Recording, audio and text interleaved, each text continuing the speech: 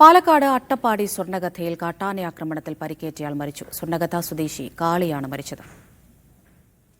T Nandagopal വിവരങ്ങൾ നൽകാൻ അയച്ചിരുന്നുണ്ട്. നന്ദഗോപാൽ, വീണ്ടും കാട്ടാനക്കരയിൽ ഒരു ജീവൻ കൂടി നഷ്ടമായിരിക്കുകയാണ്. ആശുപത്രിയിൽ വെച്ചാണോ കാളി മരിച്ചത്?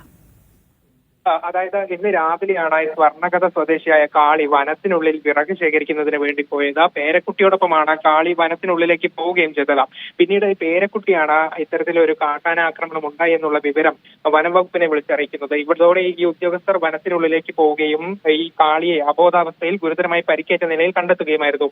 ഈ വനംവകുപ്പ് ഉദ്യോഗസ്ഥരാണ് ഇയാളെ ആദ്യം കോട്ടത്തറ ആശുപത്രിയിലേക്ക് എത്തിച്ചത്. പക്ഷേ പരിക്ക് ഗുരുതരമായതിനാൽ കൂടുതൽ ചികിത്സ ആവശ്യമാണ്. അതുകൊണ്ട് തൃശൂർ മെഡിക്കൽ കോളേജിലേക്ക് കൊണ്ടുപോകണമെന്ന് ഡോക്ടർമാർ നിർദ്ദേശിച്ചു. പക്ഷേ മെഡിക്കൽ കോളേജിലേക്ക് കൊണ്ടുപോകുമ്പോൾ യാത്രാ മധ്യേ മരണം സംഭവിക്കുകയായിരുന്നു. ഏറ്റവും നിർഭാഗ്യകരമായ കാര്യം ഇത് വനത്തിനുള്ളിലേക്ക് പോയപ്പോൾ സംഭവിച്ചതാണ് എന്നുള്ളതാണ്. ഏതായാലും വനമന്ത്രി വിഷയത്തിൽ ഇടപെട്ടിട്ടുണ്ട്. കുടുംബത്തിന് സഹായം നൽകാൻ പറയുകയും ചെയ്തിട്ടുണ്ട്. കാളിയുടെ മൃതദേഹം പാലക്കാട് ജില്ലാ ആശുപത്രിയിൽ സൂക്ഷിച്ചിരിക്കുകയാണ്. നാളെ പോസ്റ്റ്മോർട്ടത്തിന് ശേഷം കുടുംബത്തിന് മൃതദേഹം വിട്ടു നൽകും.